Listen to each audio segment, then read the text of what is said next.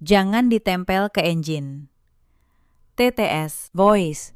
Satu suara perempuan, dewasa Indonesia. Tenang dan berwibawa. Saran engine. Speed equals 1. Zero pitch equals 0. Language equals Indonesian. Jika engine mendukung global emotion. B1 to B3 calm steady. B4 tense menanjak. B5 tegas dingin. B6 hangat. Atur manual, bodi bersih tanpa tag. Paste below. Tanda tangani surat ini. Atau kamu keluar dari rumah ini malam ini juga. Adik ipar saya berkata begitu sambil melempar map coklat ke meja makan. Tepat di depan piring saya yang belum tersentuh. Surat pelepasan hak waris. Suami saya hanya menunduk. Ibu mertua tersenyum puas. Mereka pikir saya perempuan lemah yang akan menangis lalu menurut. Mereka tidak tahu, akta asli warisan itu sudah ada di tangan saya sejak 3 bulan lalu. Halo,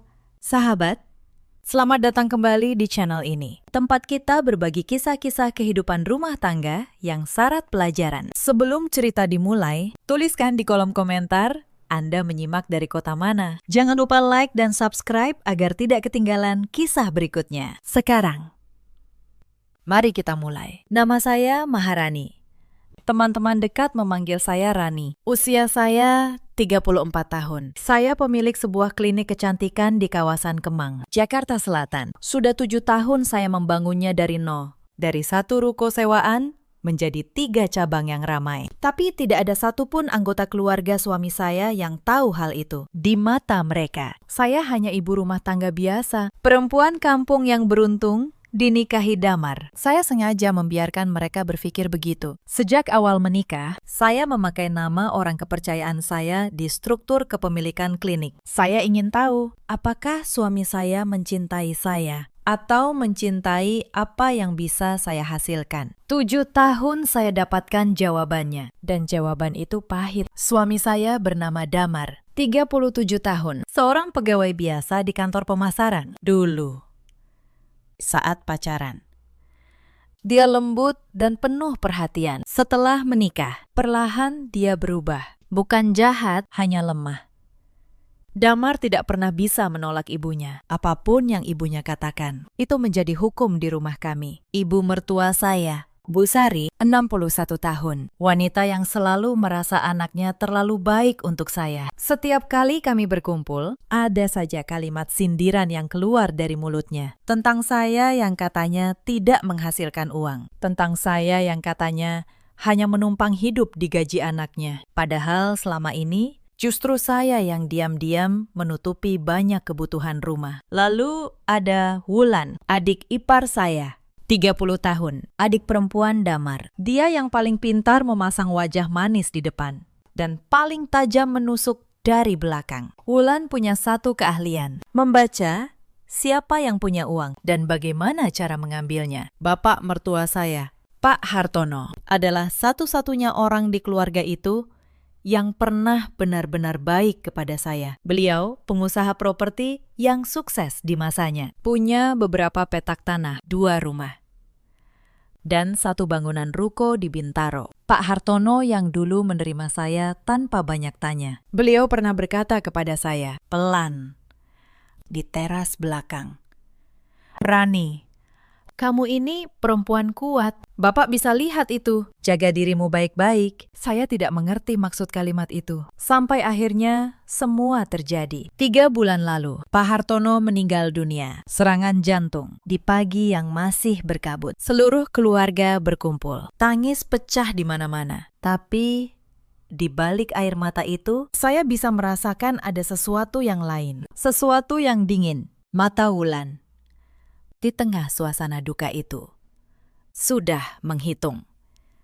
Dan benar saja, 7 hari setelah pemakaman, perang yang sebenarnya dimulai. Malam itu, Bu Sari mengumpulkan kami di ruang tengah rumah keluarga. Rumah besar Pak Hartono di kawasan Bintaro. Rumah yang kini terasa asing tanpa kehadiran beliau. Mulai minggu depan, kalian berdua pindah ke sini, kata Bu Sari, menatap Damar.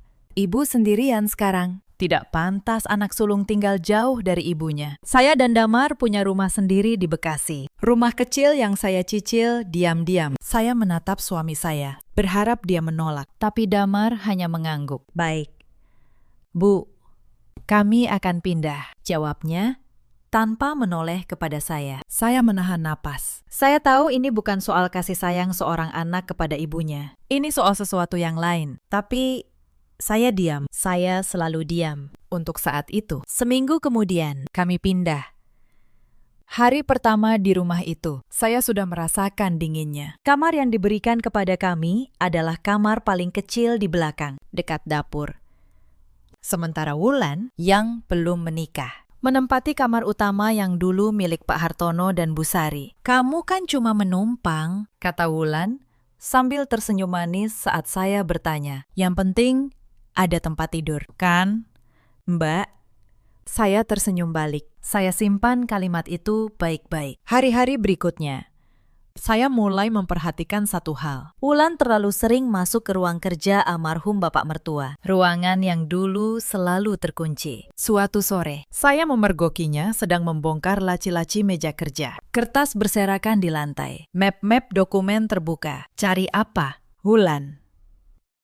Tanya saya pelan dari ambang pintu. Dia tersentak, tapi dengan cepat memasang wajah tenang. Cari surat-surat tanah bapak. Mbak, kan harus diurus. Mbak, nggak usah ikut campur, ya. Ini urusan keluarga. Keluarga kandung, kata itu menusuk. Keluarga kandung. Seolah 7 tahun saya bukan apa-apa. Saya mundur.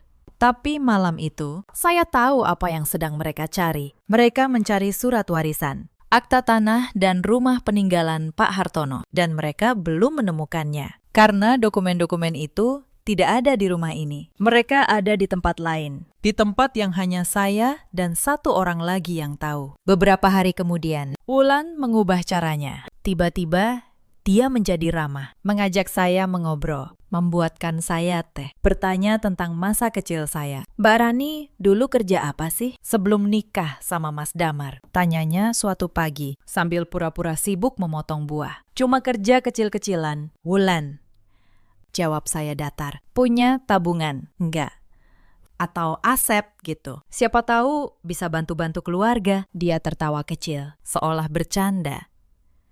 Tapi matanya tidak bercanda. Saya tahu permainan ini. Dia sedang mengukur seberapa banyak yang bisa diperas dari saya. Saya pun memberinya jawaban yang dia ingin dengar. Mana punya aku, Wulan?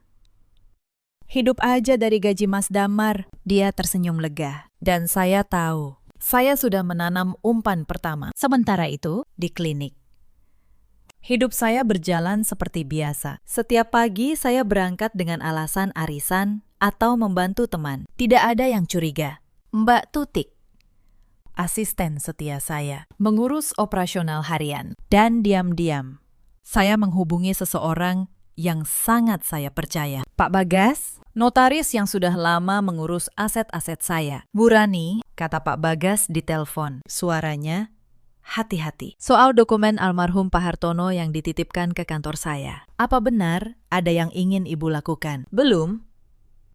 Pakistan, jawab saya. Kita tunggu mereka bergerak dulu. Saya ingin tahu sampai mana mereka berani. Pak Bagas terdiam sejenak. Baik. Bu, tapi hati-hati. Mereka bisa berbahaya kalau merasa terdesak. Saya tahu itu, tapi saya juga tahu orang yang serakah akan selalu menggali lubangnya sendiri. Saya hanya perlu memberi mereka sekop. Tekanan mulai meningkat seminggu setelah itu. Ada satu kejadian yang hampir membongkar semuanya terlalu cepat. Suatu siang, Damar pulang lebih awal dari kantor. Dia tidak menemukan saya di rumah. Saat saya pulang dari klinik sore harinya, dia sudah menunggu di ruang tamu dengan wajah curiga. Kamu dari mana? Tanyanya. Tadi ibu cari kamu seharian. Katanya kamu sering keluar belakangan ini. Jantung saya sempat berdebar. Tapi saya tetap tenang. Dari rumah teman, Mas. Membantu acara arisan. Arisan terus. Sahut Wulan yang tiba-tiba muncul dari dapur. Matanya menyipit. Mbak ini kemana sih sebenarnya tiap hari? Jangan-jangan ada yang disembunyikan. Saya menatap mereka berdua. Sedikit saja saya salah bicara. Semua rencana saya bisa runtuh sebelum waktunya. Apa yang mau saya sembunyikan, Wulan? Jawab saya pelan. Saya cuma ibu rumah tangga yang membantu teman-teman. Kalau kalian tidak percaya, ya tidak apa-apa. Wulan masih menatap saya curiga. Tapi dia tidak punya bukti apa-apa. Sejak hari itu, saya lebih berhati-hati. Saya mengganti waktu kunjungan ke klinik. Saya memastikan tidak ada satupun jejak yang bisa mereka temukan. Permainan ini terlalu penting untuk saya rusak karena kecerobohan kecil. Beberapa hari kemudian, Bu Sari memanggil saya ke ruang tengah. Damar dan Wulan sudah duduk di sana. Wajah mereka serius. Rani, kata Bu Sari. Nadanya dingin. Ibu mau bicara terus terang. Soal warisan Bapak, kamu ini menantu, bukan darah daging. Jadi, sebaiknya kamu tahu diri. Semua harta Bapak itu untuk Damar dan Wulan. Kamu jangan ikut-ikutan menuntut. Saya menatap Damar. Dia tidak membela saya. Dia hanya berkata pelan, ikhlaskan saja. Rani, demi keluarga, 7 tahun pernikahan. Dan kalimat itu selalu dipakai untuk menyuruh saya mengalah. Saya mengangguk pelan. Saya mengerti.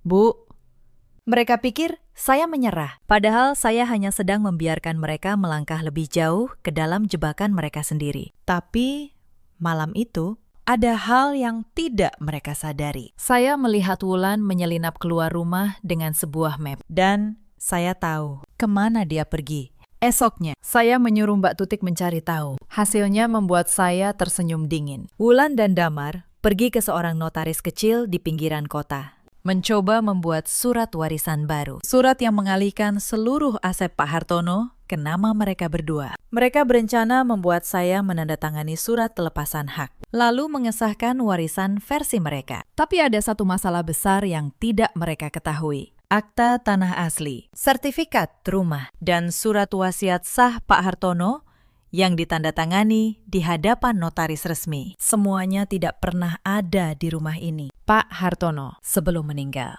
menitipkan semuanya kepada satu orang yang beliau percaya sepenuhnya, kepada saya. Beberapa hari kemudian, Bu Sari mengadakan arisan keluarga besar di rumah. Belasan kerabat datang. Tante, Om, sepupu Damar. Rumah penuh. Suara tawa dan obrolan memenuhi ruang tamu. Saya sibuk di dapur, membantu menyiapkan hidangan, seperti yang selalu mereka harapkan dari saya. Lalu, di tengah keramaian, Wulan tiba-tiba berbicara keras agar semua mendengar. Tante, Om, semua dengar ya, katanya.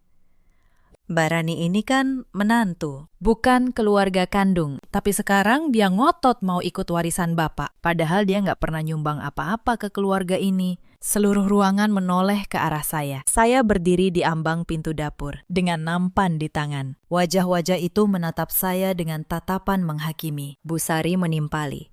Suaranya melengking. Betul.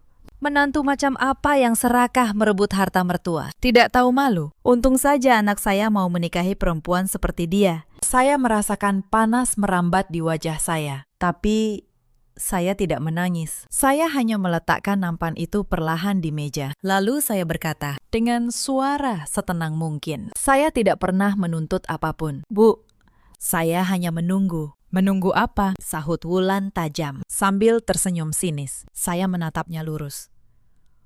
Menunggu kalian selesai. Tidak ada yang mengerti maksud kalimat itu. Mereka menganggapnya gertakan kosong perempuan yang terpojok. Mereka tertawa. Wulan tertawa paling keras. Dan saya membiarkan mereka tertawa. Karena saya tahu, tawa itu tidak akan lama. Malam setelah arisan, sebelum rumah benar-benar sepi. Bu Sari memanggil saya ke ruang tengah. Hanya kami berdua. Wajahnya keras. Rani, katanya. Kamu sudah mempermalukan keluarga ini di depan saudara-saudara tadi. Ibu beri kamu pilihan. Tanda tangani surat yang Wulan siapkan. Lalu kamu boleh pergi baik-baik. Atau, Ibu, usir kamu malam ini juga. Tanpa membawa apa-apa. Kamu ini cuma menumpang di rumah ini. Saya menatap perempuan tua itu. Wanita yang selama 7 tahun tidak pernah menganggap saya bagian dari keluarga. Saya akan pikirkan. Bu, jawab saya tenang. Jangan lama-lama. Katanya tajam. Kesabaran ibu ada batasnya. Saya kembali ke kamar. Saya duduk di tepi tempat tidur, menatap dinding. Anehnya, Saya tidak marah. Saya justru merasa lega karena akhirnya mereka menunjukkan diri mereka yang sebenarnya tanpa topeng sedikit pun. Dan itulah yang saya butuhkan. Tidak lama kemudian, Wulan datang ke kamar saya. Dia membawa map coklat itu. Map yang sama yang akan mengubah segalanya. Mbak, katanya, kali ini tanpa senyum. Besok kita ke notaris. Mbak, tanda tangan surat pelepasan hak waris ini. Kalau Mbak nggak mau, ya, Mbak keluar dari rumah ini. Mas Damar sudah setuju. Ibu juga. Saya membuka map itu. Saya membaca surat di dalamnya pelan-pelan. Surat pelepasan hak. Dan di sebelahnya, surat warisan palsu yang mereka susun. Tanda tangan Pak Hartono di surat itu dipalsukan. Saya bisa melihatnya dengan jelas. Goresan yang berbeda. Tinta yang berbeda. Sebelum saya sempat menjawab, ponsel saya berdering. Nomor yang tidak saya kenal. Saya mengangkatnya. Suara di seberang adalah Tante Siska, kerabat dari pihak Bu Sari. Rani, katanya. Nadanya manis, tapi menusuk. Tante dengar, kamu mau melawan keluarga soal warisan. Tante kasih saran. Ya, sebagai menantu, kamu tahu diri saja. Tanda tangani yang diminta Wulan. Jangan bikin susah. Nanti kamu yang malu sendiri diusir dari rumah. Jadi omongan satu kampung. Kasihan keluarga besar. Saya mendengarkan semuanya dengan tenang. Rupanya, mereka sudah menggerakkan seluruh keluarga besar untuk menekan saya dari segala arah. Mereka pikir dengan ramai-ramai mereka bisa membuat saya menyerah. Terima kasih sarannya, Tante. Jawab saya pelan. Saya akan pikirkan baik-baik. Saya menutup telepon. Wulan menatap saya dengan senyum kemenangan. Dia pikir tekanan dari Tante Siska sudah meruntuhkan saya. Dia tidak tahu. Setiap orang yang ikut menekan saya malam itu sedang menambah satu nama lagi ke dalam daftar orang yang akan menyesal. Saya menutup map itu. Saya menatap Wulan dan tersenyum kecil. Baik, besok saya ikut ke notaris. Wulan terkejut. Dia tidak menyangka saya menyetujuinya semudah itu. Benar. Mbak? Benar, jawab saya. Tapi bukan ke notaris kalian, ke notaris saya. Dia menatap saya bingung. Tapi saya tidak menjelaskan apa-apa. Saya hanya menutup pintu kamar pelan-pelan. Dan untuk pertama kalinya dalam 3 bulan terakhir, saya tidur dengan tenang. Karena besok semuanya akan terbuka. Tapi sebelum sampai ke pagi itu, ada hari-hari yang harus saya lalui lebih dulu. Hari-hari yang menguji kesabaran saya sampai ke batas paling tipis. Selama tinggal di rumah Bintaro, saya diperlakukan seperti pembantu di rumah saya sendiri. Setiap pagi, saya bangun paling awal untuk menyiapkan sarapan. Setiap malam, saya yang terakhir tidur setelah membereskan semua. Wulan tidak pernah menyentuh satu piring pun. Bu Sari hanya duduk, memberi perintah. Rani, kopi ibu kurang manis, kata Bu Sari suatu pagi, mendorong cangkir itu kembali ke arah saya. Buat lagi, yang benar. Saya membuatkannya lagi, tanpa sepatah kata. Suatu malam saat makan, Wulan sengaja menjatuhkan piring ke lantai, lalu berkata santai, Mbak, tolong bersihkan. Ya, kan Mbak yang paling rajin di rumah ini. Dia tersenyum, menatap saya, menunggu saya marah. Tapi saya hanya berlutut, memunguti pecahan itu satu persatu. Saya tahu, setiap kali saya diam, mereka semakin lengah. Dan kelengahan itu yang saya butuhkan. Beberapa hari kemudian, Wulan mendekati saya lagi dengan cara halusnya. Mbak Rani, aku lagi butuh uang buat keperluan keluarga. Bisa pinjam 20 juta, nanti diganti. Kok? Saya tahu uang itu tidak akan pernah kembali. Tapi saya memberinya sebagian dengan transfer yang tercatat rapi. Setiap rupiah yang saya berikan, saya simpan buktinya. Karena saya tahu suatu hari semua catatan ini akan berbicara. Lalu ada malam ketika saya tidak bisa tidur. Saya turun ke dapur untuk minum. Dari sana, saya mendengar suara dari ruang kerja almarhum Bapak. Pintu sedikit terbuka. Saya mengintip. Wulan dan Damar duduk di sana, berbisik-bisik di atas tumpukan kertas. Pokoknya, surat ini harus jadi sebelum Rani sadar, kata Wulan pelan. Tanda tangan Bapak sudah aku tiru dari dokumen lama. Notaris kenalanku mau bantu sahkan. Yang penting Rani mau tanda tangan surat pelepasan haknya. Tapi kalau dia menolak, tanya Damar ragu. Kita usir dari rumah. Dia nggak punya apa-apa. Mau kemana dia? Wulan tertawa kecil. Saya berdiri di balik pintu. Jantung saya berdebar, tapi bukan karena takut. Saya mengeluarkan ponsel dari saku dan menekan tombol rekam. Setiap kata yang mereka ucapkan, saya simpan. Itulah malam ketika jerat mereka berubah menjadi jerat untuk diri mereka sendiri. Esok paginya, saya pergi ke klinik lebih awal dari biasanya. Saya menemui Pak Bagas secara langsung. Saya menyerahkan rekaman itu, dan saya meminta beliau menyiapkan segala dokumen yang diperlukan. Surat wasiat asli, akta-akta kepemilikan, semua bukti. Bu Rani, kata Pak Bagas saat itu, kalau Ibu mau, kita bisa hentikan ini sekarang. Ibu tinggal tunjukkan surat wasiat asli dan semua selesai. Saya menggeleng. Belum, Pakistan. Saya ingin mereka menunjukkan wajah asli mereka sepenuhnya. Saya ingin mereka sampai ke titik di mana mereka tidak bisa mundur lagi. Baru setelah itu, saya buka semuanya. Pak Bagas menatap saya dengan kagum bercampur hati-hati. Ibu perempuan yang sabar sekali. Bukan sabar, Pakistan, jawab saya. Saya hanya sedang menunggu waktu yang tepat. Dan waktu itu akhirnya tiba. Pagi itu, sebelum semuanya bergerak, saya bangun lebih awal. Saya duduk di teras belakang, tempat yang sama di mana dulu Pak Hartono pernah berbicara kepada saya. Saya menyeruput kopi pelan-pelan. Di kepala saya, semua sudah tersusun rapi. Selama 3 bulan ini, saya tidak hanya diam. Saya bekerja, diam-diam. Saya sudah mengumpulkan banyak hal. Saya punya salinan surat warisan asli Pak Hartono yang ditandatangani di hadapan Pak Bagas, lengkap dengan materai dan saksi. Saya punya rekaman percakapan Wulan saat dia memaksa saya menandatangani surat palsu. Saya merekamnya dengan ponsel di saku. Malam, ketika dia datang ke kamar saya. Suaranya jelas, ancamannya jelas. Dan yang paling penting, saya tahu satu rahasia yang bahkan Damar pun tidak tahu. Sebelum meninggal, Pak Hartono sempat datang ke klinik saya. Bukan sebagai mertua, tapi sebagai seseorang yang akhirnya tahu siapa saya sebenarnya. Entah bagaimana, beliau menemukannya. Mungkin dari caranya memperhatikan saya selama bertahun-tahun. Hari itu, beliau duduk di ruang saya, tersenyum, dan berkata, jadi, klinik 3 cabang ini milikmu. Rani, Bapak sudah menduga, kamu memang berbeda. Saya menunduk. Tidak tahu harus berkata apa. Tapi beliau menggenggam tangan saya. Bapak titip sesuatu, katanya.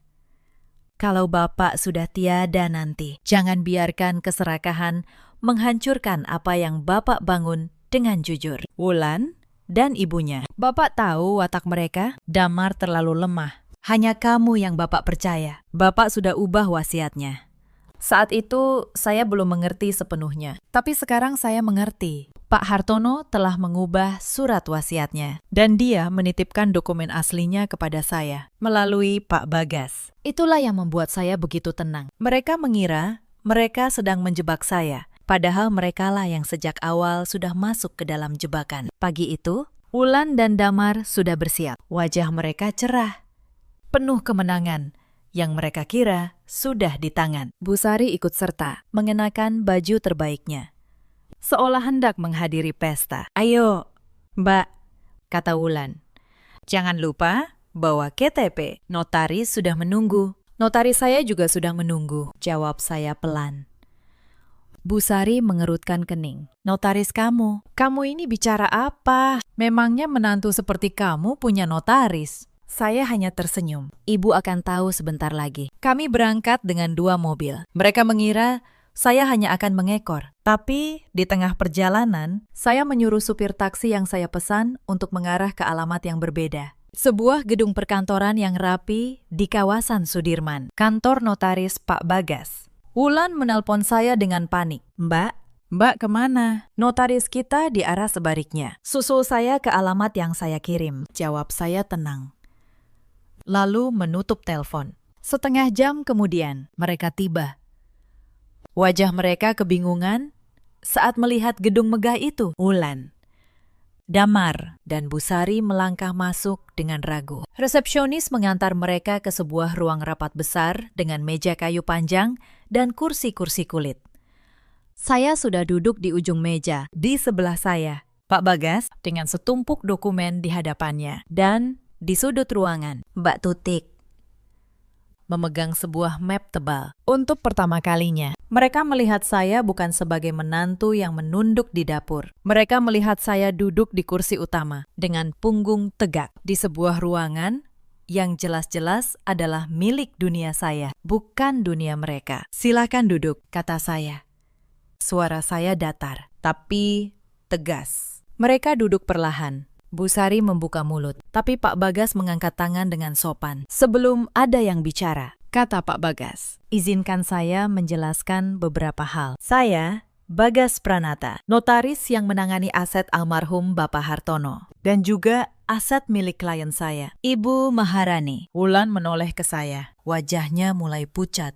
Klien. Apa maksudnya klien? Saya menyandarkan punggung ke kursi. Inilah saatnya. Saatnya topeng yang saya kenakan selama 7 tahun, akhirnya saya lepas. Maksud beliau, saya menjawab, Wulan, adalah bahwa selama 7 tahun ini, kalian tidak pernah benar-benar tahu siapa saya. Saya membuka map yang ada di depan saya. Saya keluarkan selembar dokumen dan meletakkannya di tengah meja, agar semua bisa melihat. Ini akta kepemilikan klinik Maharani Estetik.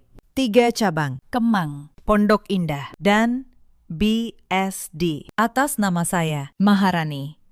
Perempuan kampung yang katanya hanya menumpang hidup di gaji anak ibu. Bu Sari menatap dokumen itu. Mulutnya terbuka, tapi tidak ada suara yang keluar. Tangannya gemetar meraih kertas itu. Membacanya berulang kali, seolah tidak percaya pada matanya sendiri. Ini tidak mungkin, bisik Wulan. Mungkin saja, kata saya. Setiap pagi, ketika saya bilang pergi arisan, saya pergi ke klinik saya. Saya menandatangani kontrak, mengelola karyawan, mengatur keuangan yang nilainya jauh lebih besar dari yang pernah kalian bayangkan. Saya membiarkan kalian merasa hebat agar saya bisa melihat siapa kalian sebenarnya. Damar menatap saya dengan mata kosong. Rani, kenapa kamu tidak pernah bilang? Saya menoleh kepadanya. Suami saya, lelaki yang tidak pernah sekalipun membela saya. Karena saya ingin tahu, Mas, apakah kamu mencintai saya? Atau mencintai apa yang bisa kamu ambil dari saya? Sekarang saya sudah tahu jawabannya. Kamu memilih diam setiap kali ibumu dan adikmu menginjak harga diri saya. Itu jawaban yang cukup. Tapi aku suamimu, kata Damar lirih. Apa 7 tahun kita tidak ada artinya? Saya menatapnya lama. 7 tahun itu sangat berarti. Mas, justru karena berarti, saya bertahan begitu lama. Saya menunggu, berharap suatu hari kamu akan berdiri di samping saya. Tapi hari itu tidak pernah datang. Setiap kali saya jatuh, kamu memilih melihat ke arah lain. Cinta tidak seperti itu, Mas. Cinta tidak membiarkan orang yang kamu sayangi diinjak-injak di depan matamu. Damar tidak bisa menjawab. Dia hanya menunduk, menyadari bahwa setiap kesempatan yang pernah dia miliki untuk menjadi lelaki yang benar sudah dia sia-siakan satu persatu. Ruangan itu hening. Hanya terdengar suara pendingin ruangan dan napas mereka yang memburu. Lalu, Pak Bagas berbicara lagi. Sekarang, mari kita bahas soal warisan almarhum Bapak Hartono. Wulan tersentak. Dia mencoba mengambil alih. Soal warisan, kami sudah punya suratnya. Surat sah. Bapak mewariskan semuanya kepada Mas Damar dan saya. Pak Bagas tersenyum tipis. Surat yang Anda maksud? Apakah ini? Beliau mengeluarkan salinan surat warisan yang dibuat Wulan dan Damar. Surat palsu itu, wajah Wulan langsung memutih. Surat ini, kata Pak Bagas, tenang, memiliki tanda tangan almarhum Bapak Hartono. Namun, setelah kami periksa, Tanda tangan ini tidak cocok dengan tanda tangan resmi beliau yang terdaftar. Dengan kata lain, surat ini palsu. Memasukkan tanda tangan dalam dokumen warisan adalah tindak pidana. Saudari Wulan, pasal pemalsuan dokumen. Ancamannya penjara. Wulan terduduk lemas di kursinya. Tidak. Itu Mas Damar yang... Jangan menyeret saya. Damar tiba-tiba berteriak. Kamu yang menyuruh aku. Kamu yang bilang Rani tidak akan tahu. Dan disitulah di ruangan itu. Kakak dan adik itu mulai saling menyalahkan. Suara mereka meninggi. Tuduhan beterbangan. Semua rencana busuk yang mereka susun di balik punggung saya kini terbongkar di depan mata sendiri. Saya hanya duduk, menyaksikan. Dengan tangan terlipat tenang di atas meja. Mbak Tutik dari sudut ruangan melangkah maju. Dia meletakkan ponsel di atas meja, lalu memutar sebuah rekaman. Suara Wulan terdengar jelas dari rekaman itu. Mbak, tanda tangan surat pelepasan hak waris ini. Kalau Mbak nggak mau, ya Mbak keluar dari rumah ini. Mas Damar sudah setuju. Ibu juga. Lalu ada suara lain. Percakapan Wulan dan Damar yang tidak mereka sadari terekam saat mereka merencanakan surat palsu itu di ruang kerja almarhum Bapak. Setiap kata adalah bukti. Setiap kalimat adalah jerat yang mereka pasang untuk diri mereka sendiri. Bu Sari menangis. Matikan itu. Mbak Tutik menghentikan rekaman. Ruangan kembali hening. Damar menutup wajahnya dengan kedua tangan. Tubuhnya gemetar. Rani, Aku tidak bermaksud. Suaranya tercekat, tapi saya tidak menjawab. Tidak ada gunanya lagi. Wulan, sebaliknya, masih berusaha melawan. Dia bangkit dari kursinya, menunjuk ke arah saya. Rekaman itu bisa direkayasa. Kamu pasti memanipulasinya. Hakim tidak akan percaya. Pak Bagas menjawab dengan tenang, tanpa sedikit pun terpancing. Rekaman ini akan diverifikasi oleh ahli digital forensik. Saudari Wulan, dan kalau terbukti asli, ditambah dengan surat palsu yang tanda tangannya sudah jelas dipalsukan. Posisi Anda di mata hukum sangat lemah. Saya sarankan Anda berhenti memperburuk keadaan. Wulan terdiam. Untuk pertama kalinya, dia tidak punya kata-kata. Wajahnya yang tadi penuh kesombongan, kini hanya menyisakan ketakutan. Dia jatuh kembali ke kursinya, seperti boneka yang putus talinya. Bu Sari menangis. Matikan itu, katanya tadi. Tapi rekaman sudah selesai. Kini dia hanya bisa menggumamkan permohonan maaf yang terlambat. Rani, Ibu hilaf. Ibu salah. Maafkan Ibu. Saya akhirnya berdiri. Saya berjalan pelan menuju jendela kaca besar yang menghadap ke gemerlap kota Jakarta di siang hari. Lalu, saya berbalik, menatap mereka satu persatu. Bu Sari, kata saya, Ibu pernah bilang, saya menantu yang tidak tahu malu. Serakah merebut harta mertua, tapi yang memalsukan surat warisan, siapa? Yang ingin merebut semua aset dengan cara curang, siapa? Bukan saya, Bu. Bu Sari tidak bisa menjawab. Kepalanya tertunduk dalam-dalam. Dan soal warisan yang sebenarnya, lanjut saya. Biar Pak Bagas yang menjelaskan. Pak Bagas mengeluarkan sebuah dokumen lain. Dokumen dengan sampul resmi, lengkap dengan cap notaris dan pita merah. Ini adalah surat wasiat asli dan sah dari almarhum Bapak Hartono. Dibuat 3 minggu sebelum beliau meninggal. Ditandatangani di hadapan saya dan 2 orang saksi. Dalam wasiat ini, almarhum menyatakan dengan jelas bahwa seluruh aset properti beliau, yaitu 2 rumah, 1 ruko di Bintaro, dan 3 petak tanah, tidak diwariskan kepada saudara Damar maupun saudari Wulan. Wulan mengangkat kepalanya.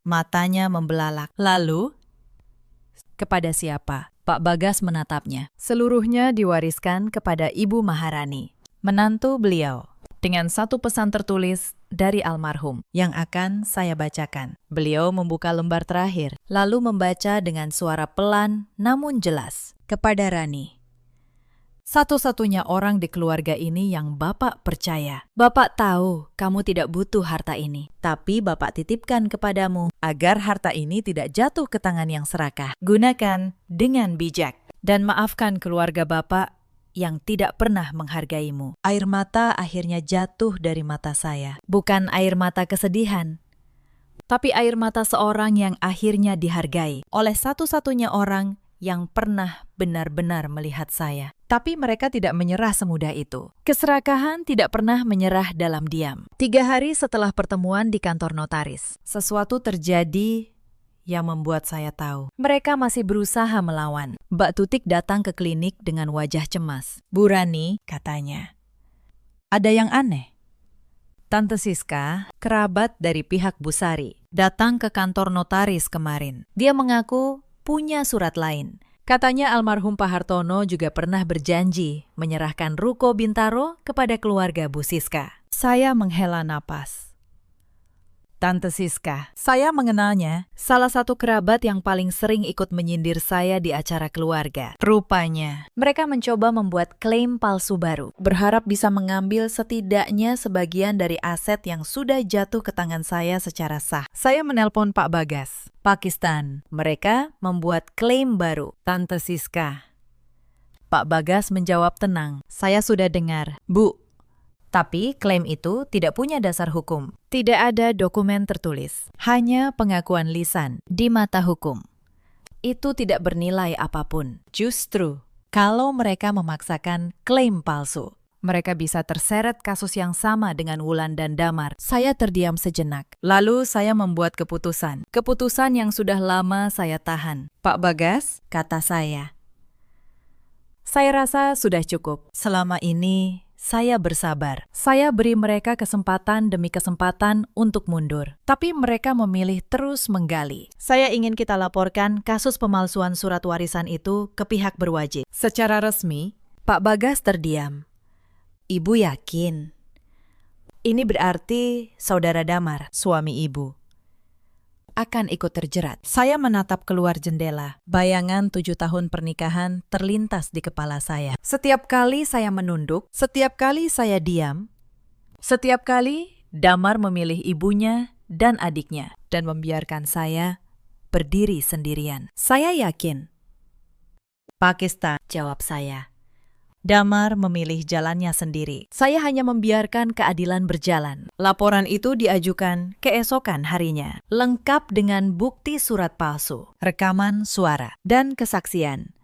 Proses hukum mulai bergerak, lambat, tapi pasti. Sementara itu, di rumah Bintaro, segalanya runtuh. Bu Sari yang dulu begitu angkuh, kini hanya bisa termenung di kursi tua. Wulan yang dulu begitu tajam, kini ketakutan setiap kali mendengar suara ketukan pintu. Dan Damar, suami saya, datang ke klinik suatu sore. Wajahnya kusut, matanya merah. "Rani," katanya.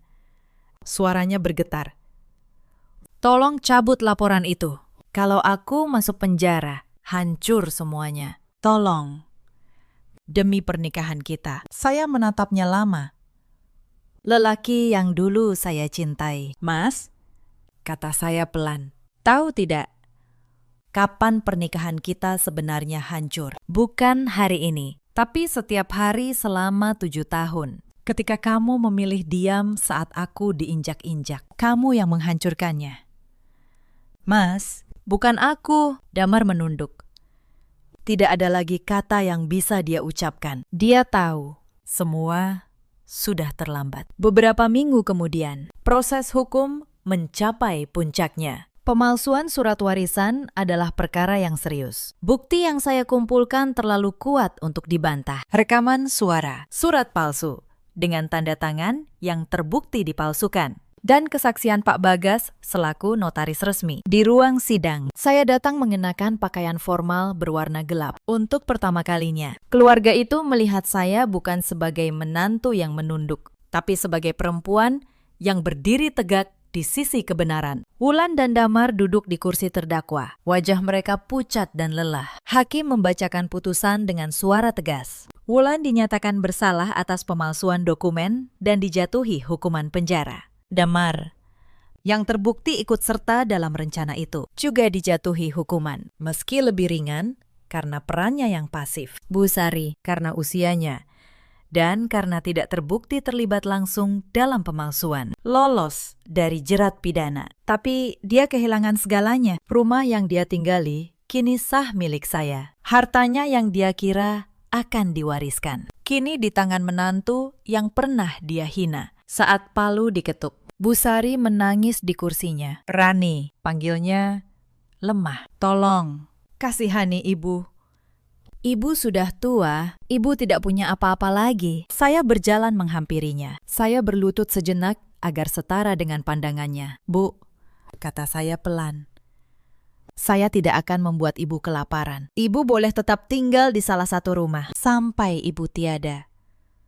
Itu bukan karena ibu pantas, tapi karena almarhum Bapak Hartono adalah orang baik, dan saya tahu beliau tidak akan ingin ibu terlantar. Itu pemberian saya, bukan hak ibu. Bu Sari menangis lebih keras. Tapi kali ini bukan tangis kesombongan, tapi tangis seorang yang akhirnya mengerti betapa jauh keserakahan telah membawanya jatuh. Hari-hari setelah sidang itu berjalan lebih tenang dari yang pernah saya bayangkan. Untuk pertama kalinya dalam 7 tahun, saya bisa bernapas tanpa harus mengukur setiap kata yang saya ucapkan, tanpa harus menunduk di sudut dapur, tanpa harus berpura-pura menjadi orang yang bukan diri saya. Saya kembali ke klinik dengan kepala tegak. Saya tidak lagi menyembunyikan siapa saya. 3 cabang itu kini berkembang menjadi 5. Saya membuka cabang baru di Bintaro, tidak jauh dari rumah yang kini sah menjadi milik saya. Dan di Ruko Bintaro, peninggalan Pak Hartono, saya membuka sebuah klinik kesehatan kecil yang melayani warga sekitar dengan biaya terjangkau. Saya ingin nama beliau dikenang sebagai orang baik, bukan sebagai harta yang diperebutkan. Saya juga menjemput ibu kandung saya dari kampung, perempuan yang selama ini hidup sederhana, yang dulu hanya bisa saya kunjungi diam-diam. Kini, beliau tinggal bersama saya di rumah yang nyaman, dengan kehidupan yang layak. Setiap pagi, saya menyeduh teh untuknya, dan kami duduk bersama di teras, menikmati matahari pagi yang hangat. Saya pun tidak melupakan orang-orang yang pernah berdiri di sisi saya. Mbak Tutik, asisten setia yang selama bertahun-tahun menjaga rahasia saya tanpa pernah mengeluh. Saya angkat menjadi manajer operasional seluruh cabang. Saya beri dia rumah, agar hidupnya tidak lagi susah. Bu Rani, saya tidak tahu harus berkata apa, ucapnya sambil menangis haru. Saya hanya tersenyum. Kesetiaan harus dibalas dengan kebaikan. Mbak, itu sudah seharusnya. Pak Bagas pun tetap menjadi penasihat hukum terpercaya saya. Beliau pernah berkata, Bu Rani, dari sekian banyak klien yang pernah saya tangani, jarang ada yang sesabar sekaligus setegas ibu. Saya tertawa kecil mendengarnya, karena saya tahu kesabaran tanpa ketegasan hanya akan dimanfaatkan, dan ketegasan tanpa kesabaran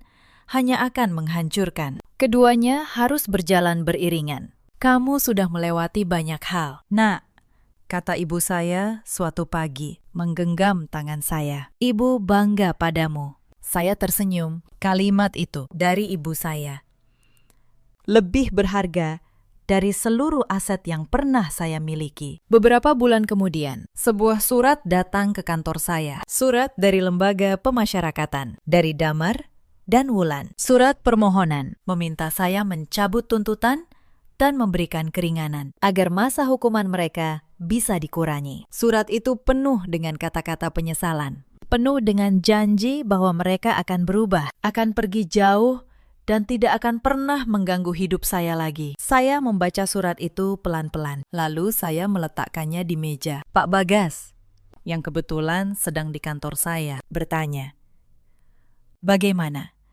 Bu, apakah ibu akan menandatangani surat perdamaian?" Saya berjalan menuju jendela. Saya menatap kota Jakarta yang luas di bawah sana. Saya memikirkan kembali semua yang telah terjadi. Setiap penghinaan. Setiap kali saya menelan rasa sakit dalam diam. Setiap kali saya memilih bersabar. Tidak. Pakistan, jawab saya akhirnya. Saya sudah memaafkan mereka sebagai manusia. Hati saya tidak menyimpan dendam. Tapi memaafkan bukan berarti membatalkan keadilan. Mereka harus menyelesaikan apa yang sudah mereka mulai. Hukum punya tugasnya sendiri, dan saya tidak akan menghalanginya. Pak Bagas mengangguk pelan. Saya mengerti. Bu, Keputusan yang bijaksana. Saya kembali duduk. Saya menulis sebuah balasan singkat untuk surat itu. Hanya beberapa kalimat. Saya sudah memaafkan kalian. Tapi penjara adalah tempat terbaik bagi kalian untuk belajar menghargai ketulusan orang lain. Jalani dengan baik. Jangan pernah lagi memandang rendah seseorang hanya karena kalian pikir dia lemah. Saya menyerahkan surat itu kepada Pak Bagas untuk dikirimkan. Dan dengan itu, sisa terakhir dari masa lalu saya akhirnya benar-benar selesai. Hidup saya melangkah maju. Klinik saya terus berkembang. Ibu saya hidup bahagia di sisi saya. Dan rumah yang dulu menjadi tempat saya dihina, kini menjadi tempat saya membangun sesuatu yang baik. Saya mengubah luka menjadi kekuatan, dan saya tidak pernah lagi menunduk di hadapan siapapun. Suatu sore, beberapa bulan setelah semuanya berlalu, saya duduk sendiri di teras belakang rumah Bintaro, teras yang sama. Tempat dulu Pak Hartono pernah berkata bahwa saya perempuan kuat. Matahari mulai turun, mewarnai langit dengan jingga yang lembut. Saya menyeruput teh. Dan untuk pertama kalinya, saya merasa benar-benar damai. Cerita ini mengajarkan kita banyak hal. Jangan pernah menilai seseorang dari apa yang tampak di permukaan. Perempuan yang kalian kira lemah, yang kalian suruh ke dapur, yang kalian hina sebagai penumpang, bisa jadi adalah orang yang paling kuat di antara kalian semua. Dan jangan pernah membiarkan keserakahan membutakan mata hati. Karena harta yang direbut dengan cara curang tidak akan pernah membawa ketenangan. Ia hanya akan berujung pada kehancuran. Di luar sana, ada banyak perempuan yang seperti saya dulu, yang menelan rasa sakit dalam diam, yang dianggap tidak berharga di rumah yang mereka jaga dengan sepenuh hati. Kepada kalian, saya ingin berkata, kekuatan kalian bukan pada seberapa keras kalian melawan, tapi pada seberapa tenang kalian bertahan sambil mempersiapkan diri. Kebenaran tidak perlu berteriak, ia hanya perlu menunggu waktunya. Ada juga banyak suami seperti Damar di luar sana. Lelaki yang bukan jahat, hanya lemah. Yang memilih diam saat istrinya diinjak-injak dengan dalih demi keluarga. Tapi diam di hadapan ketidakadilan bukanlah kebaikan. Itu adalah pengkhianatan yang paling halus. Dan setiap pilihan, sekecil apapun, selalu punya harganya sendiri. Dan ada pula para ibu mertua serta saudara seperti Bu Sari dan Wulan yang memandang menantu sebagai orang asing yang boleh diperas dan dibuang. Yang lupa bahwa keluarga sejati dibangun di atas kasih, bukan di atas harta. Pada akhirnya, keserakahan mereka sendiri yang menghancurkan mereka. Damar dan Wulan kini menjalani masa hukuman mereka, merenungkan setiap perbuatan yang telah mereka lakukan. Bu Sari hidup dalam kesunyian, dengan penyesalan yang tidak akan pernah bisa dia tebus. Sementara saya, perempuan yang dulu mereka kira lemah, kini berdiri tegak sebagai pemilik atas hidup saya sendiri. Bukan karena harta yang saya warisi, tapi karena harga diri yang tidak pernah saya jual. Sekalipun dalam masa-masa tergelap saya, dalam hidup, kita semua punya pilihan. Kita bisa memilih untuk membalas dengan kebencian, atau kita bisa memilih untuk membiarkan kebenaran dan keadilan berjalan dengan caranya sendiri. Saya memilih yang kedua, dan saya tidak pernah menyesalinya. Bagaimana dengan kalian? Apakah kalian pernah berada di posisi seperti saya? Dianggap remeh oleh orang-orang terdekat. Ceritakan kisah kalian di kolom komentar. Mungkin cerita kalian bisa menjadi kekuatan bagi orang lain yang sedang berjuang dalam diam. Terima kasih sudah menemani sampai akhir. Jangan lupa, sebaik-baik balasan adalah ketika kita bangkit menjadi pribadi yang lebih kuat, tanpa harus kehilangan kebaikan hati kita. Sampai jumpa di kisah berikutnya. Suami saya menampar wajah saya hanya karena saya membeli 1 tas. Dasar perempuan tak tahu diri, cuma bisa menghabiskan uang, katanya.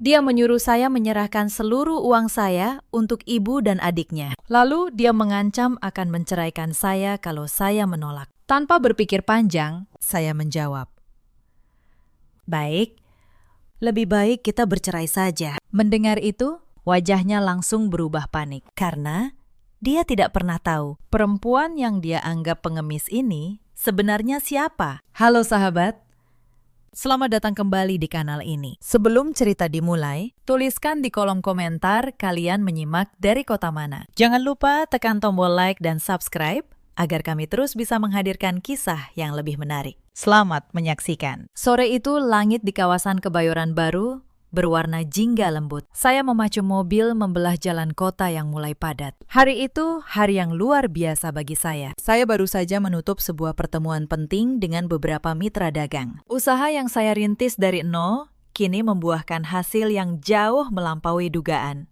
Keuntungan bulan ini memecahkan rekor. Nama saya Lisma. Usia saya 34 tahun. Saya pemilik sebuah usaha busana muslim yang gerainya kini tersebar di banyak kota. Sudah 8 tahun saya menikah, dan selama 8 tahun itu, tidak ada satu orang pun di rumah suami saya yang tahu siapa saya sebenarnya. Saya sengaja menyembunyikannya, karena saya ingin tahu apakah mereka mencintai saya atau mencintai sesuatu yang lain. Sebagai hadiah untuk diri sendiri setelah bekerja tanpa kenal lelah, saya singgah ke sebuah pusat perbelanjaan mewah. Saya membeli satu tas bermerek terkenal yang sudah lama saya idamkan. Bagi orang lain, mungkin itu hanya barang mahal. Tapi bagi saya, tas itu adalah simbol. Simbol kerja keras dan kemandirian yang selama ini saya bangun diam-diam. Selama menikah dengan Andri, saya tidak pernah meminta uang lebih darinya. Saya tahu gajinya sebagai pegawai biasa tidak seberapa. Seringkali tidak cukup menutup kebutuhan sehari-hari. Maka,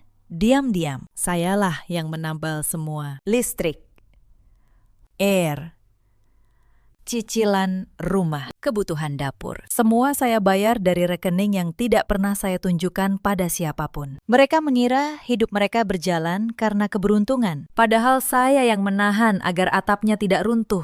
Sesampainya di rumah, saya memarkir mobil dengan tenang. Saya melangkah masuk sambil menenteng tas belanjaan tadi. Rumah terasa sunyi, hanya ada suara televisi dari ruang keluarga. Saya menemukan Andri sedang bersandar di sofa, menatap layar dengan wajah malas. Dia menoleh saat mendengar langkah saya. Pandangannya langsung jatuh ke kantong belanja besar, bertuliskan nama merek terkenal di tangan saya. Seketika wajahnya mengeras. Dia berdiri dan menghampiri saya. "Apa itu yang kamu bawa?" tanyanya dengan nada tinggi. Saya menatapnya tenang. "Ini.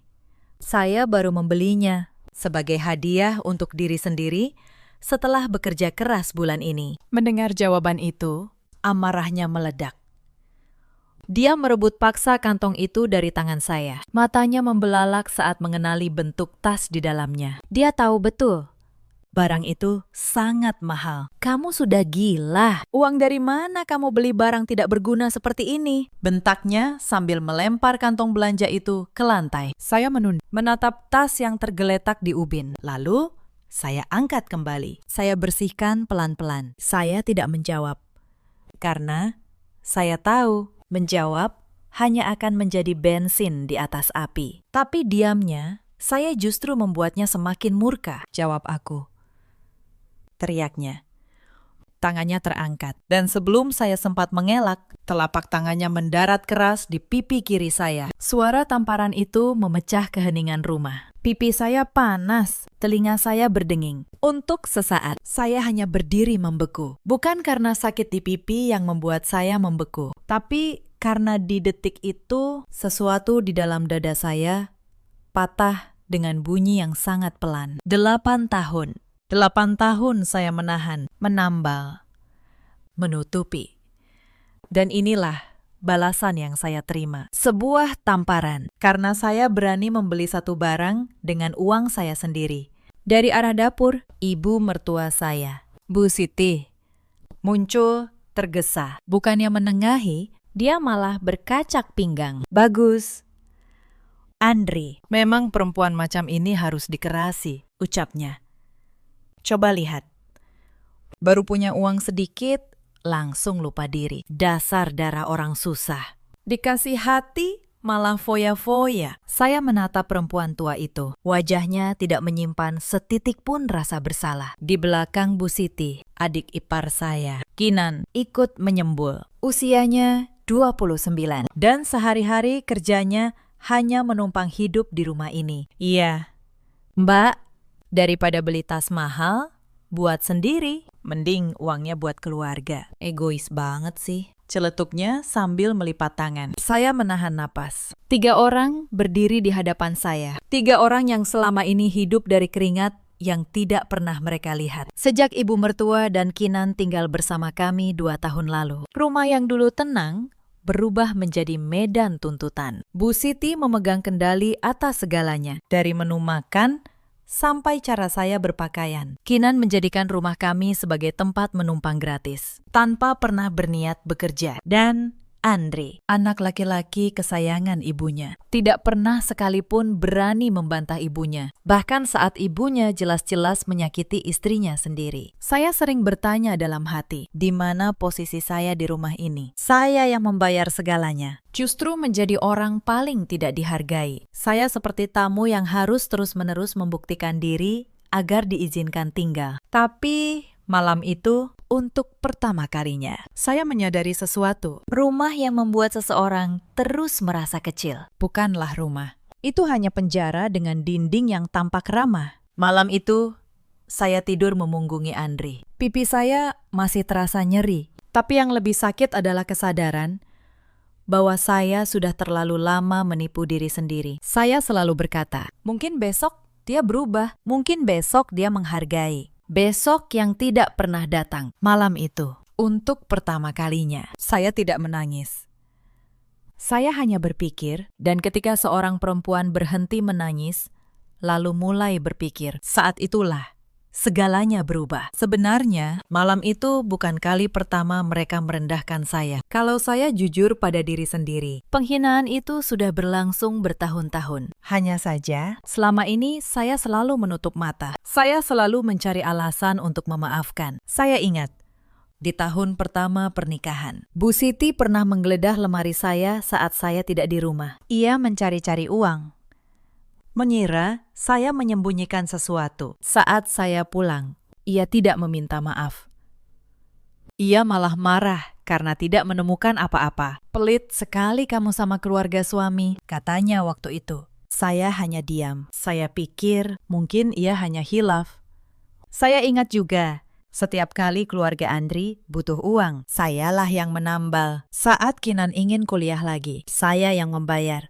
Saat motor Andri rusak, saya yang menggantinya dengan yang baru. Saat Bu Siti sakit, saya yang melunasi seluruh biaya rumah sakit tanpa sepeser pun mereka kembalikan. Dan tak satu pun dari semua itu pernah mereka ucapkan dengan terima kasih. Bagi mereka, itu memang sudah kewajiban saya. Yang lebih menyakitkan, mereka selalu membandingkan saya dengan istri orang lain. Lihat istri Pak Hadi, rajin, penurut, tidak banyak tingkah, kata Bu Siti suatu hari. Padahal istri Pak Hadi tidak menanggung apapun. Sementara saya menanggung segalanya. Justru dianggap banyak tingkah. Saya mulai bertanya pada diri sendiri, apa sebenarnya kesalahan saya? Apakah salah saya karena terlalu mampu dan memilih merendah? Andri pun bukan suami yang saya impikan dulu. Di awal, ia memang manis. Tapi seiring waktu, ia berubah menjadi lelaki yang mendengarkan ibunya melebihi istrinya. Setiap kali ada masalah,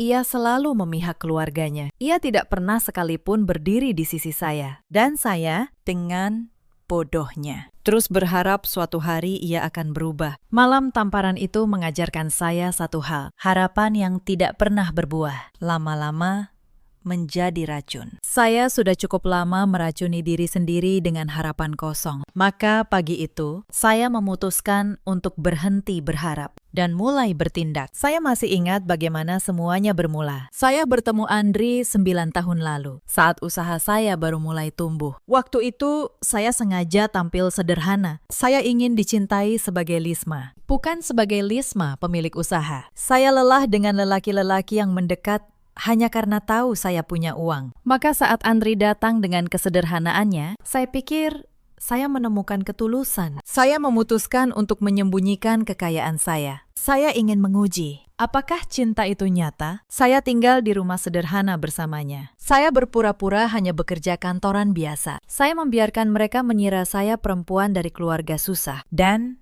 diam-diam dari balik layar, saya terus membangun usaha saya. Sambil menambal kekurangan rumah tangga kami, tanpa pernah mereka sadari. Awalnya, semua baik-baik saja. Tapi seiring waktu, topeng kesederhanaan Andri perlahan terbuka. Begitu ibunya datang tinggal bersama kami, sifat asli mereka muncul. Mereka mulai menuntut, merendahkan, dan menganggap pengorbanan saya sebagai kewajiban. Ujian yang saya rancang untuk menguji cinta justru membongkar kebusukan yang selama ini tersembunyi. Dan saya dengan pahit mendapatkan jawaban yang saya cari. Mereka tidak pernah mencintai saya. Mereka hanya nyaman dengan apa yang saya berikan. Keesokan paginya, suasana di meja makan terasa berbeda. Andri duduk dengan wajah datar, seolah peristiwa semalam tidak pernah terjadi. Bu Siti menyendok nasi goreng buatan saya seperti biasa, tanpa ucapan terima kasih. Andri,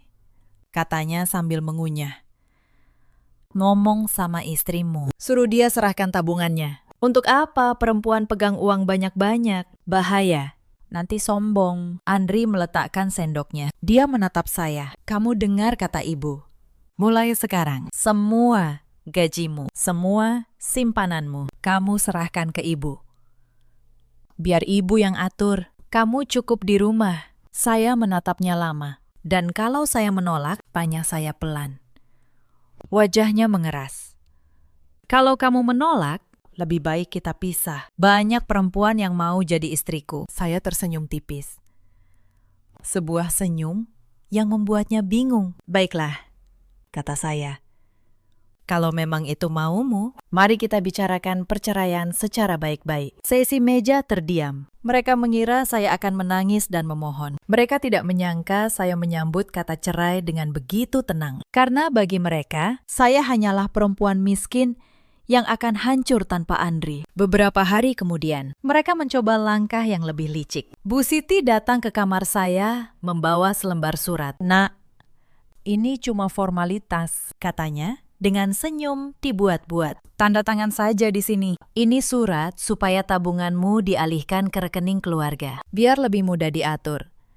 Saya membaca surat itu sekilas. Sebuah surat kuasa yang akan menyerahkan kendali atas seluruh uang saya kepada mereka. Saya hampir tertawa melihat betapa naifnya mereka mengira saya akan menandatanganinya. Saya pikir-pikir dulu ya, Bu, kata saya, sambil menyimpan surat itu. Bu Siti tersenyum puas, mengira saya akan menurut. Tapi malam itu juga, surat itu saya foto dan saya kirim ke Pak Tono. Satu bukti lagi, Pakistan, tulis saya.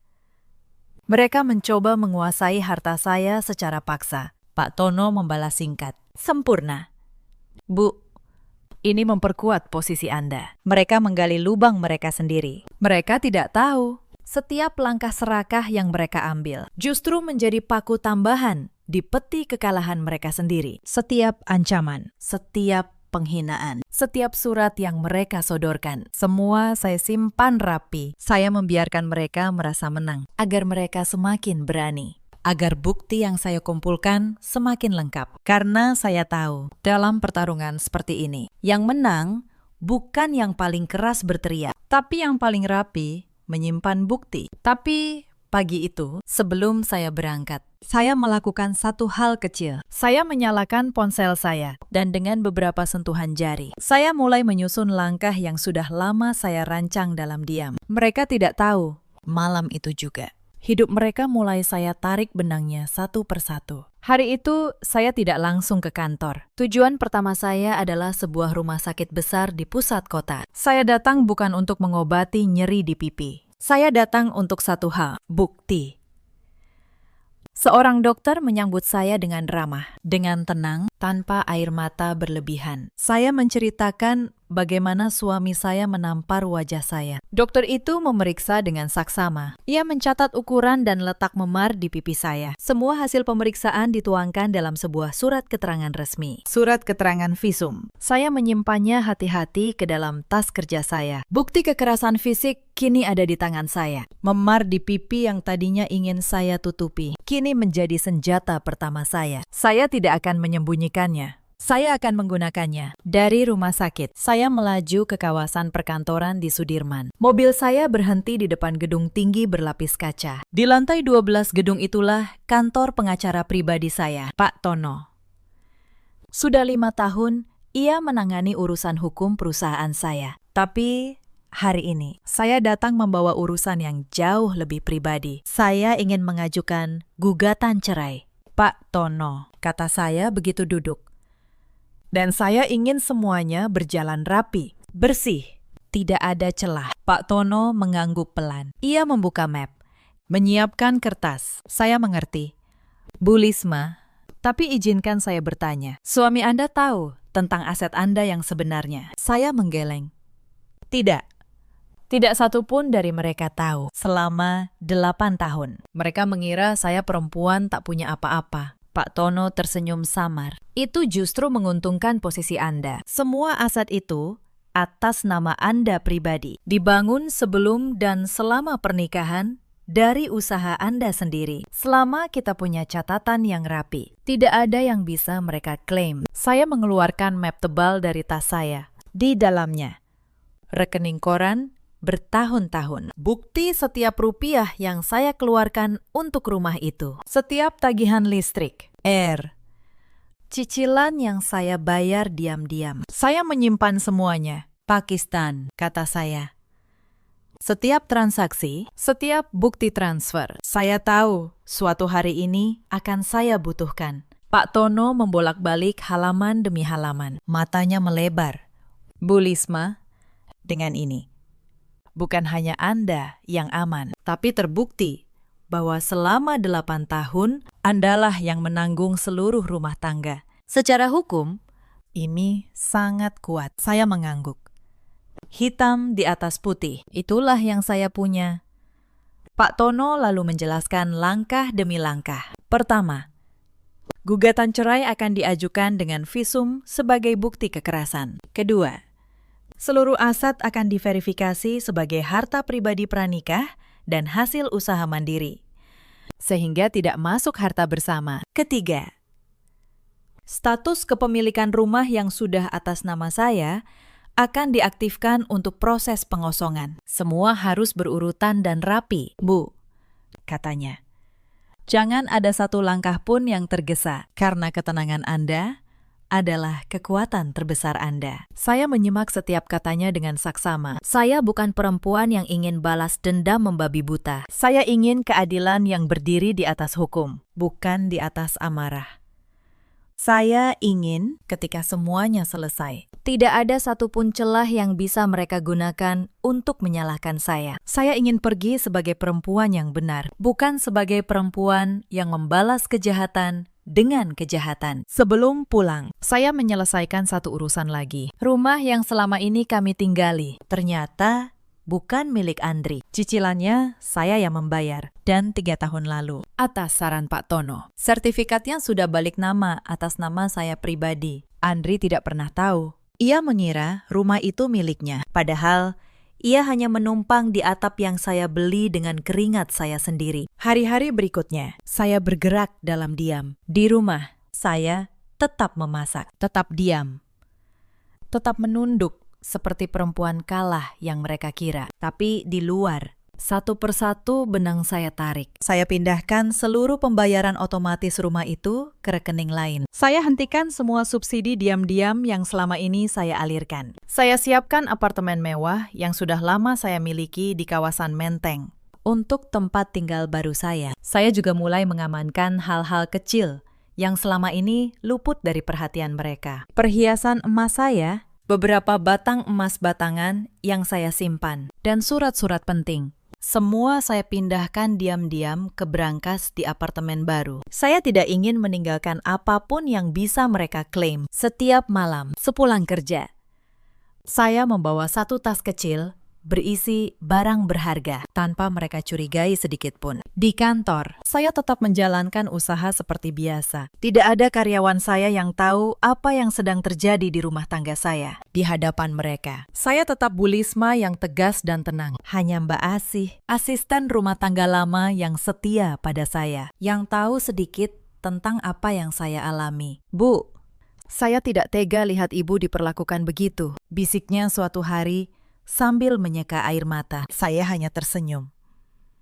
Tenang, Mbak Asih, sebentar lagi semua akan selesai. Sementara itu, di rumah, Tekanan terhadap saya justru semakin menjadi-jadi. Setiap hari, Bu Siti menemukan alasan baru untuk merendahkan saya. Suatu pagi, ia menumpahkan kopi panas ke baju kerja saya. Lalu, pura-pura tidak sengaja. Makanya, jangan sok sibuk. Perempuan itu di rumah saja, katanya sambil tersenyum sinis. Saya mengganti baju tanpa sepatah kata pun. Di dalam hati, saya menghitung mundur.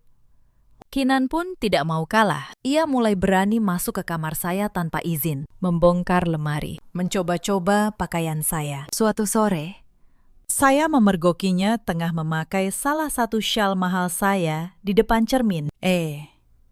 Mbak, lumayan kan? Dipinjam dulu, toh nanti juga jadi milikku, katanya tanpa rasa bersalah. Saya menatapnya. Silahkan, kata saya, tenang. Ia tidak tahu. Kata tenang saya itu jauh lebih menakutkan dari amarah Andri sendiri. Alih-alih membela saya, justru semakin sering pulang larut. Ia menghabiskan waktu di luar, mengeluh tentang saya pada teman-temannya. Suatu malam, ia pulang dalam keadaan setengah mabuk. Sesuatu yang dulu tidak pernah ia lakukan. Kamu pikir kamu siapa? Berani melawan ibuku, gumamnya sambil terhuyung. Tanpa aku, kamu bukan apa-apa.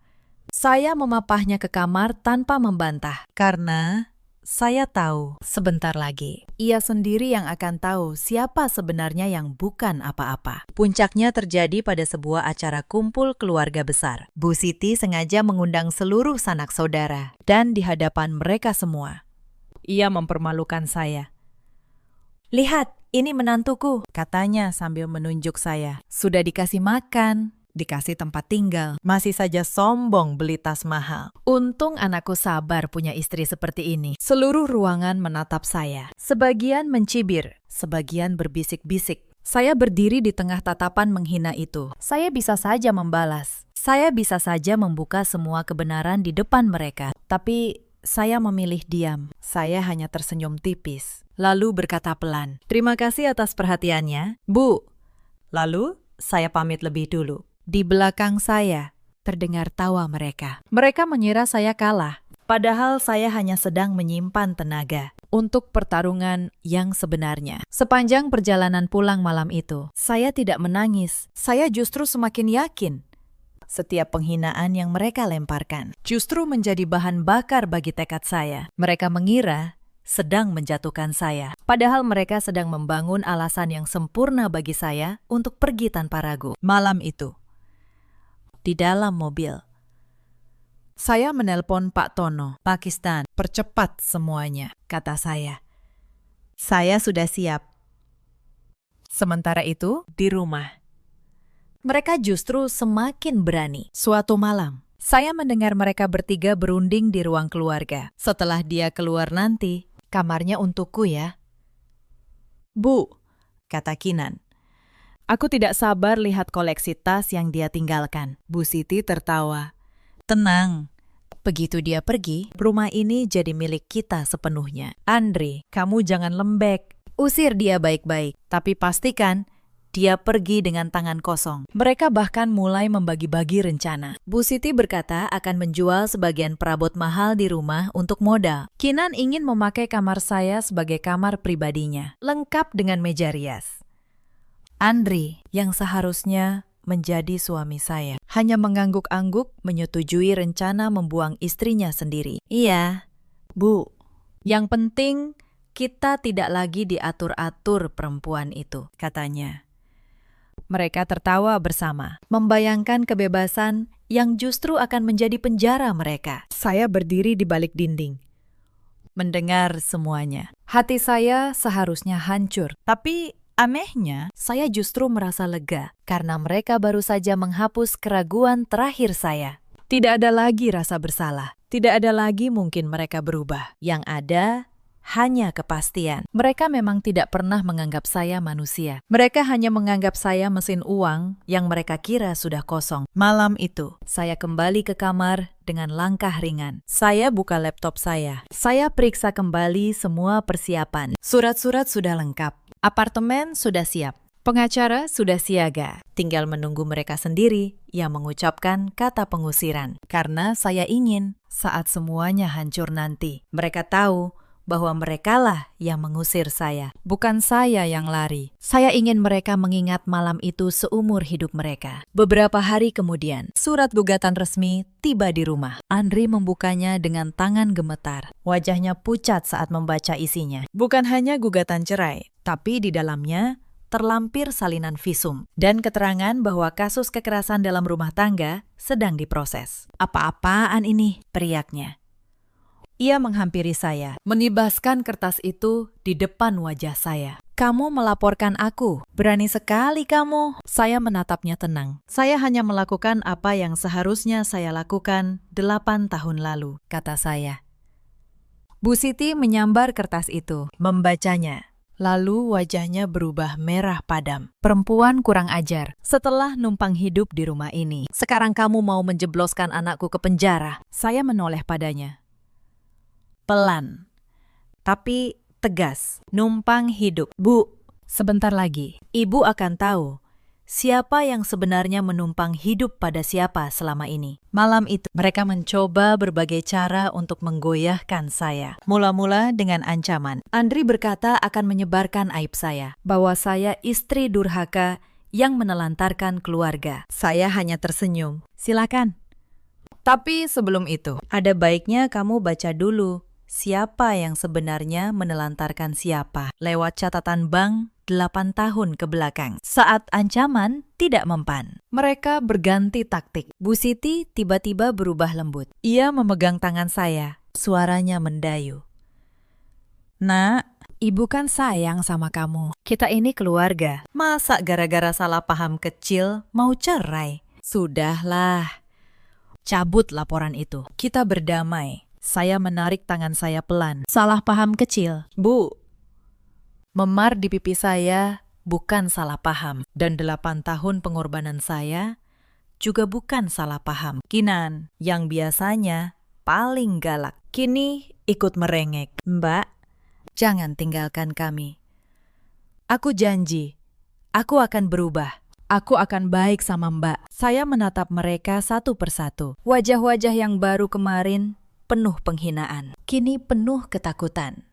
Bukan ketakutan kehilangan saya, tapi ketakutan kehilangan kenyamanan yang selama ini saya berikan secara cuma-cuma. Mereka tidak mengerti maksud saya. Mereka mengira itu hanya gertakan perempuan putus asa. Maka mereka membalas dengan tertawa. Mereka mengusir saya malam itu juga. Pergi sana, bawa tas-tas mahalmu. Lihat, kamu bisa hidup atau tidak tanpa anakku, teriak Bu Siti. Saya mengangguk pelan. Saya kemasi barang seadanya. Lalu saya berjalan keluar dari pintu rumah itu, tanpa menoleh ke belakang. Yang tidak mereka tahu, saya tidak pergi kemana-mana yang menyedihkan. Saya melangkah masuk ke dalam mobil saya. Saya menyalakan mesin. Lalu saya melaju menuju apartemen mewah saya di Menteng, tempat yang sudah lama saya siapkan. Malam itu, untuk pertama kalinya, dalam 8 tahun, saya tidur dengan napas yang lega. Sementara di rumah yang saya tinggalkan, mereka tengah merayakan kemenangan yang tidak mereka sadari adalah awal dari kejatuhan. Sesampainya di apartemen, saya berdiri di jendela besar yang menghadap kota. Lampu-lampu gedung berkelip di kejauhan. Saya menyentuh pipi saya yang masih menyimpan sisa nyeri. Air mata akhirnya turun. Tapi bukan air mata kesedihan, itu adalah air mata kelegaan, air mata seorang perempuan yang akhirnya pulang pada dirinya sendiri. Saya berbisik pelan, "Terima kasih, Lisma."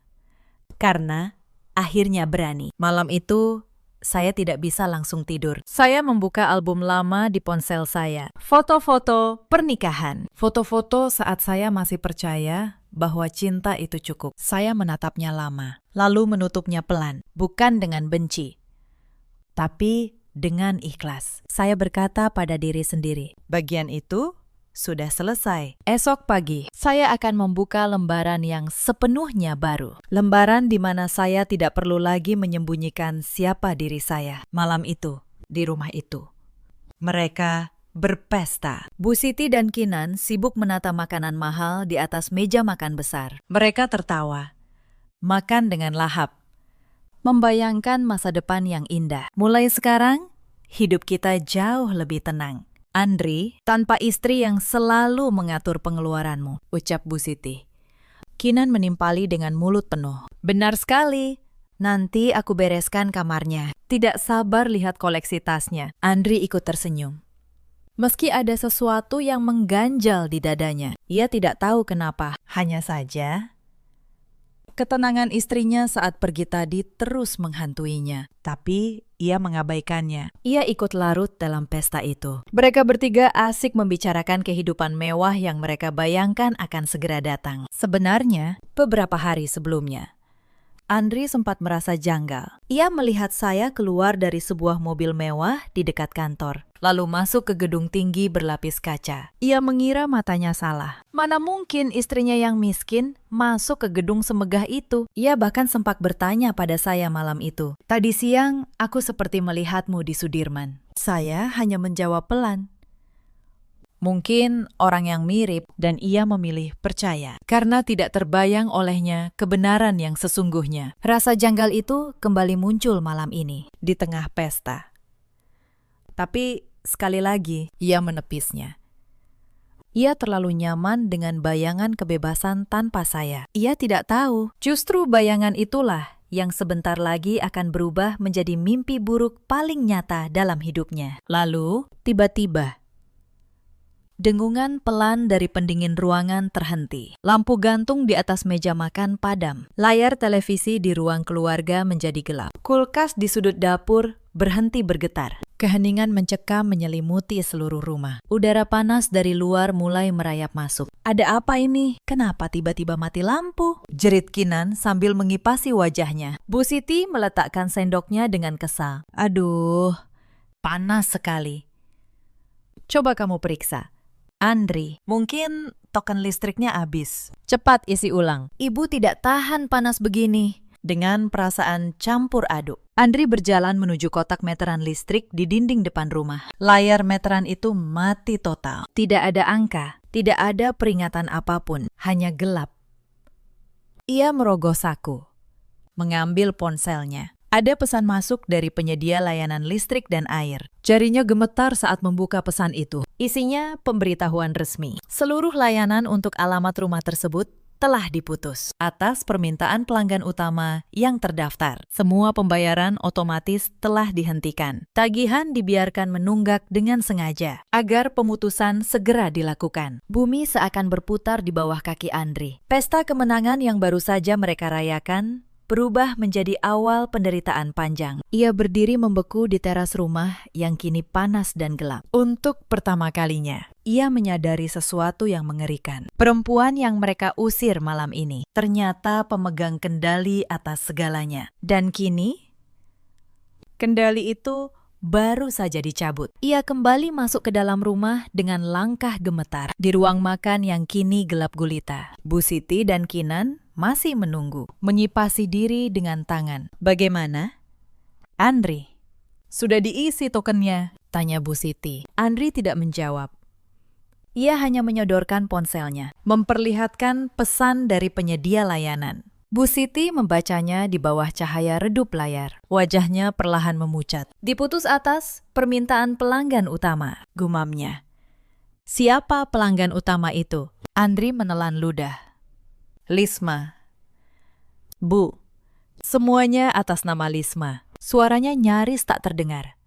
Untuk beberapa saat, tidak ada yang berbicara. Makanan mahal yang tadi mereka santap dengan lahap, kini terasa hambar di lidah. Mereka baru saja mengusir orang yang selama ini menyalakan lampu di rumah ini. Dan kegelapan yang menyelimuti mereka malam itu hanyalah permulaan dari kegelapan yang jauh lebih panjang. Pagi berikutnya, masalah datang bertubi-tubi. Seorang petugas mengetuk pintu, membawa surat pemberitahuan dari pihak bank. Rumah yang selama ini mereka tinggali ternyata bukan atas nama Andri. Sertifikatnya atas nama Lisma. Dan Lisma melalui pengacaranya secara resmi meminta seluruh penghuni mengosongkan rumah dalam waktu 30 hari.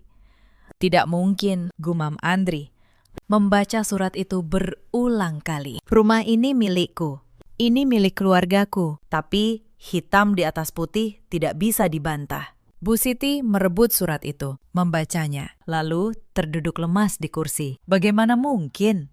Suaranya gemetar.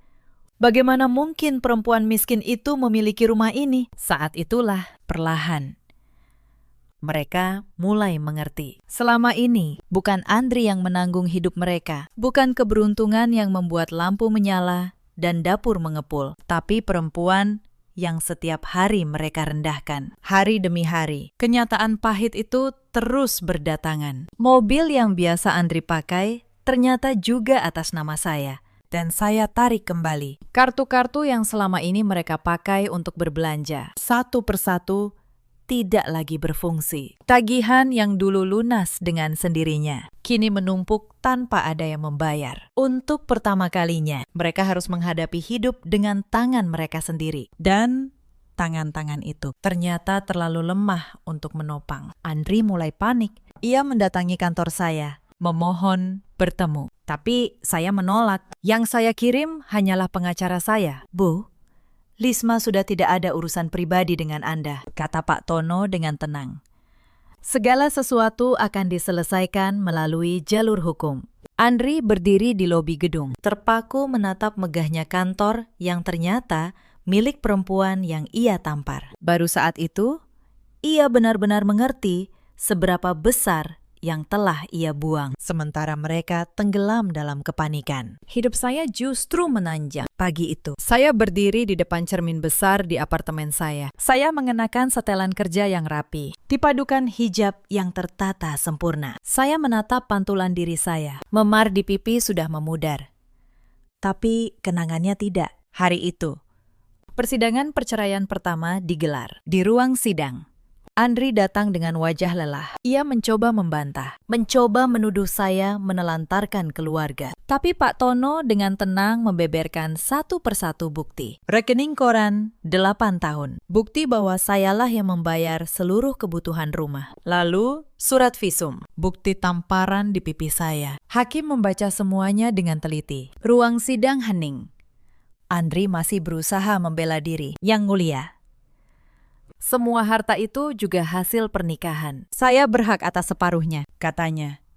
Pak Tono tersenyum tipis. Ia mengeluarkan satu map lagi. Yang mulia, seluruh usaha klien saya dirintis sebelum pernikahan dan terdaftar atas nama pribadi. Tidak satu rupiah pun berasal dari penghasilan tergugat. Justru sebaliknya, tergugat dan keluarganya selama ini hidup dari penghasilan klien saya. Ini buktinya. Ia menyerahkan tumpukan dokumen ke meja hakim. Hakim membolak-balik bukti itu. Wajah Andri semakin pucat. Setiap lembar yang dibaca hakim adalah satu paku lagi di peti kekalahannya. Bu Siti, yang duduk di bangku penonton, menundukkan kepala. Untuk pertama kalinya, perempuan yang selalu berkacak pinggang itu tidak punya kata-kata. Saya duduk tenang, tangan terlipat di pangkuan. Saya tidak perlu berteriak. Bukti-bukti itu berbicara lebih keras dari suara manapun. Andri menunduk. Tidak ada lagi yang bisa ia katakan. Semua kebohongan yang ia bangun runtuh di hadapan fakta. Perceraian dikabulkan. Saya bebas. Tidak ada satu rupiah pun dari harta saya yang bisa mereka sentuh. Karena semua sah atas nama saya. Dibangun dari usaha saya sendiri. Saya melangkah keluar dari gedung pengadilan dengan kepala tegak. Bukan sebagai perempuan yang dibuang, tapi sebagai perempuan yang akhirnya melepaskan beban. Di depan gedung pengadilan, Andri mengejar saya. Untuk terakhir kalinya, ia berdiri di hadapan saya. Matanya berkaca-kaca. Lisma, tolong. Beri aku satu kesempatan lagi. Aku hilaf. Aku tidak tahu kamu sehebat ini. Katanya terbata. Saya menatapnya. Tidak ada lagi amarah di hati saya. Hanya rasa kasihan. Andri, kata saya pelan. Kamu tidak mengejar aku. Kamu mengejar apa yang aku punya. Dan itulah masalahnya. Sejak awal. Lalu saya berbalik. Dan pergi. Bulan-bulan berlalu. Usaha saya semakin berkembang pesat. Saya membuka gerai-gerai baru, mempekerjakan ratusan orang, dan nama saya mulai dikenal di kalangan pengusaha. Saya diundang ke berbagai acara, diwawancarai berbagai media. Dari perempuan yang dulu diam-diam menambal atap rumah orang lain, kini saya berdiri di panggung-panggung besar sebagai pemilik usaha yang dihormati. Saya ingat, Hari saat menerima penghargaan sebagai pengusaha perempuan inspiratif. Di atas panggung, dengan lampu sorot mengarah pada saya teringat pada perempuan yang dulu menunduk di meja makan, menahan tamparan, demi menjaga keutuhan rumah tangga yang ternyata sudah lama keropos. Saya tersenyum. Bukan karena bangga pada harta, tapi bangga karena saya berani berkata cukup sebelum terlambat. Di apartemen baru saya, hidup terasa berbeda. Tidak ada lagi suara teriakan di pagi hari. Tidak ada lagi tatapan menghina di meja makan. Setiap pagi, saya menyeduh kopi sendiri, duduk di balkon, menatap kota yang perlahan terbangun. Untuk pertama kalinya dalam 8 tahun, saya merasa rumah benar-benar terasa seperti rumah. Tempat di mana saya tidak perlu berpura-pura menjadi kecil. Mbak Asih, asisten setia saya dulu, kini ikut bekerja di perusahaan saya. Ia berhenti dari rumah Andri setelah melihat bagaimana mereka memperlakukan saya. Saya tidak menyesal ikut ibu, katanya suatu hari. Ibu orang baik. Orang baik memang kadang harus jatuh dulu, supaya bangkit lebih tinggi. Saya tersenyum mendengarnya. Kebaikan yang dulu saya kira sia-sia ternyata kembali pada saya lewat orang-orang yang tulus. Sementara itu, kabar tentang Andri dan keluarganya sampai ke telinga saya sedikit demi sedikit. Setelah rumah dikosongkan, mereka terpaksa pindah ke sebuah kamar petak sempit di pinggir kota. Andri kehilangan pekerjaannya tak lama kemudian karena kasus kekerasan yang sempat tercatat membuat namanya buruk. Tanpa sokongan diam-diam dari saya, mereka baru sadar betapa rapuhnya hidup yang selama ini mereka anggap milik mereka sendiri. Saya tidak merasa senang mendengarnya. Saya juga tidak merasa sedih. Saya hanya merasa inilah keadilan yang berjalan dengan caranya sendiri. Setiap orang menuai apa yang ia tanam. Mereka menanam penghinaan, dan kini mereka menuai kesunyian. Saya tidak perlu membalas dengan tangan saya. Hidup sudah membalas untuk saya. Kadang saya merenung di malam hari. Saya tidak pernah berniat menghancurkan siapapun. Saya hanya berhenti menanggung mereka. Tapi ternyata, bagi orang yang hidupnya bergantung sepenuhnya pada belas kasihan orang lain, berhenti ditanggung saja sudah seperti kehancuran. Mereka jatuh bukan karena saya mendorong. Mereka jatuh karena selama ini mereka tidak pernah belajar berdiri sendiri. Dan itu bukan kesalahan saya. Suatu sore, di kamar petak yang sempit itu, Andri duduk memeluk lututnya. Ia menatap layar televisi tabung tua yang gambarnya sudah berbayang. Penampilannya jauh berbeda. Wajahnya tampak lebih tua dari usianya. Tubuhnya kurus karena kurang makan. Ia kini bertahan hidup sebagai buruh serabutan yang upah hariannya sering tidak cukup untuk membeli beras. Hari-hari mereka di kamar petak itu adalah hari-hari yang penuh tekanan. Utang yang dulu mereka kira bisa ditutup dengan harta saya, kini menumpuk tanpa ampun. Para penagih datang silih berganti, menggedor pintu, berteriak di depan tetangga.